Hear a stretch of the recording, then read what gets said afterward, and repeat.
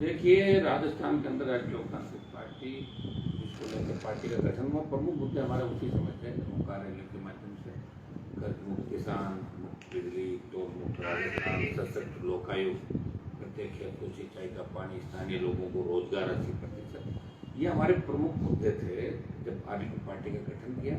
और गठन के बाद जब 3 विधायक हमारे जीते पार्टी बनाने के बाद, लोकसभा के अंदर गया और लोकसभा के अंदर भी गठबंधन में जाने के बाद जब किसान जवान की बात आई तो सत्ता छोड़ के सड़क पे आरपी पार्टी आई।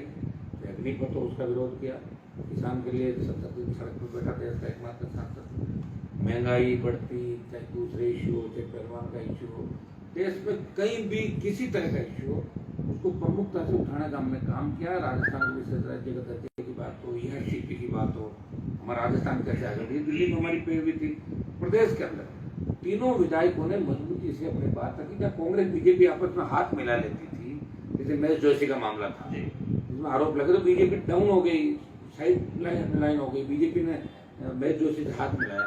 तब आरएलपी पार्टी ही आरोप लगा रही थी, चाहे नावा के महेंद्र का मामला हो, चाहे धौलपुर के विधायक का हो, चाहे आपके मीणा जी का उनका हो, चाहे आपके विदुड़ी का मामला हो, तमाम मंत्रियों पर आरोप लगे, विधायकों पर आरोप लगे। तो आरएलपी ने मजबूती से राजस्थान की जनता का पक्ष रखा, पीड़ित लोगों का साथ दिया। कांग्रेस बीजेपी का जो मिला जुली का खेल था, बजरी माफिया के हाथों में जिस तरह कांग्रेस बीजेपी कठपुतली बन के खेल गई थी राजस्थान के अंदर, उस समय बजरी से मुक्ति दिलाने का, बजरी माफिया से मुक्ति दिलाने का काम किया आरएलपी क्या। उसमें हमारे एक आंदोलन का अंतिम अभी दौर बाकी है, ईडी दफ्तर का हम घेराव करेंगे। 1 दिन बाद हम तारीख देंगे और जल्दी ईडी दफ्तर को हम घेरेंगे। 4 लाख करोड़ का बड़ा घोटाला बजरी का राजस्थान का हुआ, जिसमें कांग्रेस के कई मंत्रियों के साथ भारतीय जनता पार्टी के भी बड़े नेता जो मुख्यमंत्री के चेहरे के रूप में अपने आपको मानते हैं, उनकी भी भूमिका साफ साफ है। ये प्रमुख एजेंडे हमारे साथ आरएलपी के इस बार 23 के अंदर हम जा रहे हैं।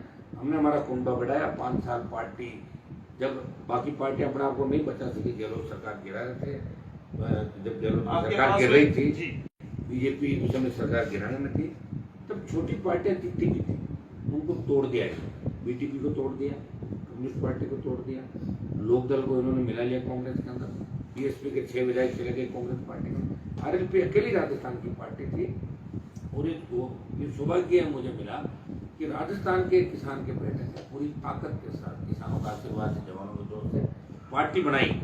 सांसद एक, 5 प्रधान, एक मुख्यमंत्री चेयरमैन बना के संदेश दिया देश के अंदर, ये किसान के बेटों की पार्टी, टूटने वाली पार्टी ने ये विपक्ष की भूमिका निभाएगी। और 5 साल जब बीजेपी कांग्रेस हाथ मिला लेती है, जब किसी बीजेपी के पसंदीदा नेता का नाम आ जाता है और वो क्राइम करता है, तो बीजेपी चुप हो जाती है, हमारी पार्टी का नेता है। जैसे जोधपुर यूनिवर्सिटी कैंपस में जब रेप की घटना हो, वो लड़के कहीं बीजेपी सेंटेंस जुड़े थे, मीडिया के माध्यम से बीजेपी चुप हो गई, मौन हो गई, एक शब्द नहीं बोला। अब जब छात्र संघ के चुनाव की बात आ रही राजस्थान के अंदर, तो छात्र संघ के चुनाव की हमेशा मैंने पैरोकारी इसलिए भी की कि मैं छात्र संघ के माध्यम से विधायक और सांसद बना, और मैं हमेशा पैरोकारी करता हूँ। 8 जब उसने बंद की, जब भी 9-10 के अंदर हमने पैरोकारी करी, चुनाव चालू कराए, कोविड के बाद जब चुनाव चालू, हमेशा मेरी ये मांग रहती है कि छात्र संघों के अंदर विश्वविद्यालय की जो स्वायत्ता है उसमें सरकार का इंटरफेरेंस नहीं रहना चाहिए। मैं तो ये भी कहता हूँ, लिंगदो कमेटी के आड़ में छात्र संघों को कुचला गया, कमजोर किया गया लोकतंत्र की पहली सीढ़ी। और छात्र संघ जब चुनाव सरकार ने कहा कि नहीं कराना है, तब बच्चों की मेरे से बच्चों ने आग्रह किया, उस दिन मैंने विरोध किया, मैंने छात्र संघ चुनाव होना चाहिए, सरकार के फैसले का विरोध किया। कोई नहीं बोला, कोई सड़क में नहीं गया। तो हनुमान बेनीवाल अपने हजारों जो पार्टी के लोग हैं राजस्थान के, उन सबके साथ हमने ये कहा कि चुनाव होना चाहिए। विश्वविद्यालय गया, बच्चे आमरण अनशन थे, कांग्रेस बीजेपी के लोगों ने उनको संभाला नहीं, मैंने उनका आमरण अनशन भी छुड़वाया और उनके साथ आज भी खड़ा हूँ। आज भी बच्चे मुझे इन्विटेशन देना है। 23 तारीख को हम पूर्व छात्र संघ अध्यक्षों का सम्मेलन करा रहे हैं।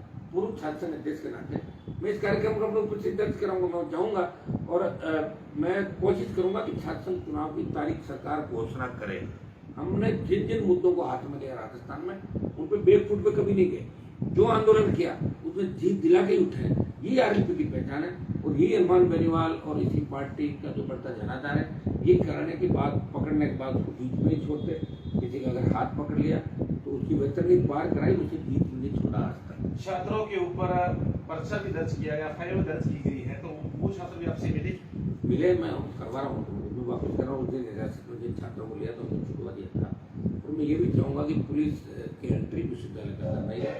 पुलिस स्वायत्ता के अंदर दखलंदाजी के नाम पे पुलिस के कई लोग गुंडागर्दी भी कैंपस में करते हैं, ये हम कतई बर्दाश्त नहीं करेंगे।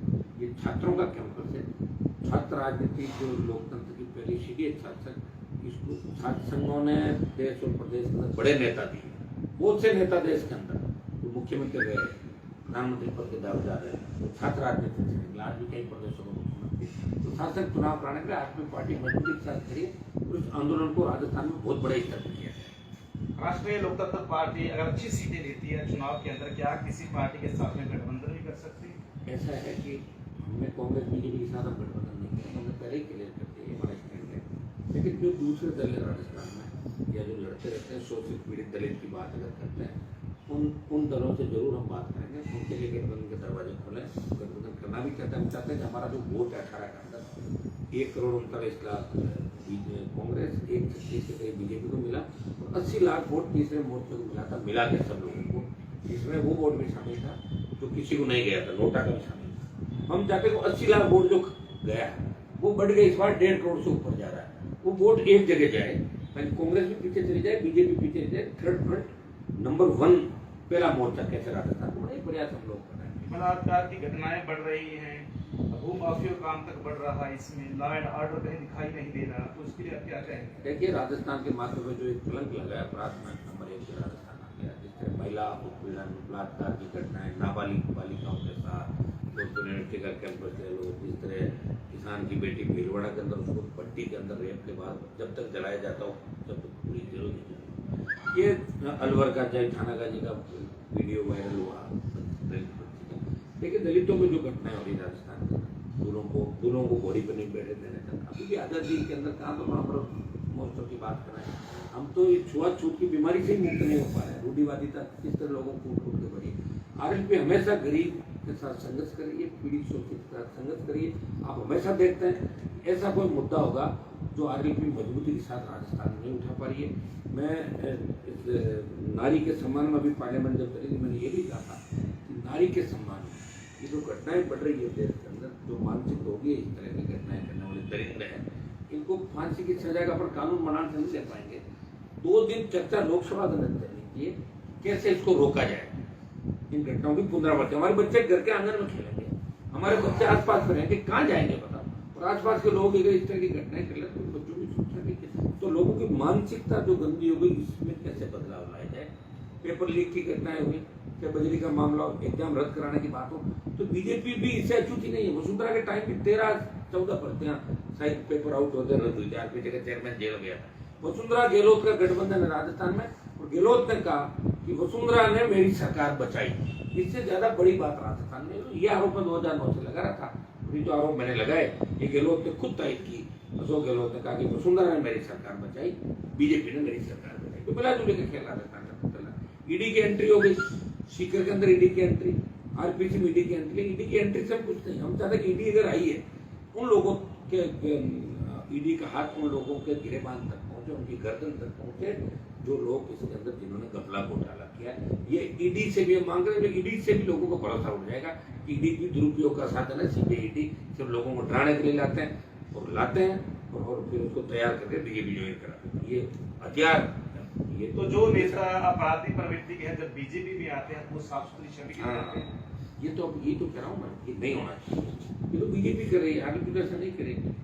देखिए, मुझे इस बात की खुशी, मैं पहला व्यक्ति हूँ 17 साल में जिसने पार्टी बनाकर लोगों को लड़ना सिखाया। तो इसी का परिणाम है। जनसुनवाई आपने और भी देखी होगी, लेकिन 24 घंटे की जनसुनवाई और 25 साल से लगातार जनसुनवाई 24 घंटे एक व्यक्ति कर रहा है, हनुमान बनेगा।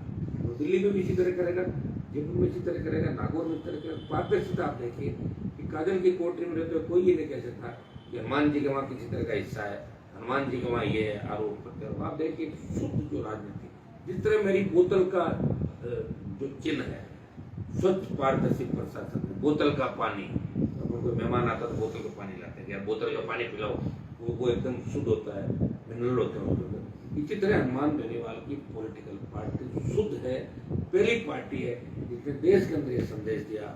अब राजस्थान कांग्रेस बीजेपी के अलावा तीसरे विकल्प को क्या था, राजस्थान का जवान बदलाव करेगा, उससे अतिरिक्त पार्टी को सत्ता राजस्थान में सौंपेगा। जहाँ तक आपने गठबंधन की बात करी है, हम तो ये चाहेंगे कि हम पूर्ण रूप से बहुमत के अंदर राजस्थान में आए। अगर बहुमत में नहीं आ पाता तो उस समय की बात है कि क्या कैसे होगा, ये उस समय की परिस्थितियाँ बताएगी। लेकिन ये तय है कि कांग्रेस और भारतीय जनता पार्टी भारत की कभी मदद राजस्थान के अंदर नहीं करेगी। चलिए, बहुत बहुत धन्यवाद आपका। हमारे साथ में सीधे तौर पर जुड़े हुए थे सांसद हनुमान बेनीवाल जी, जिन्होंने कहा कि जल्दी ही जो है तैयारियां चुनाव की हैं और राजस्थान के अंदर अपना वर्चस्व लहराएगी पार्टी। और आपको बता दें कि सीधे तौर पर ये भी शब्द कहे कि बीजेपी और कांग्रेस के साथ में कतई गठबंधन नहीं होगा।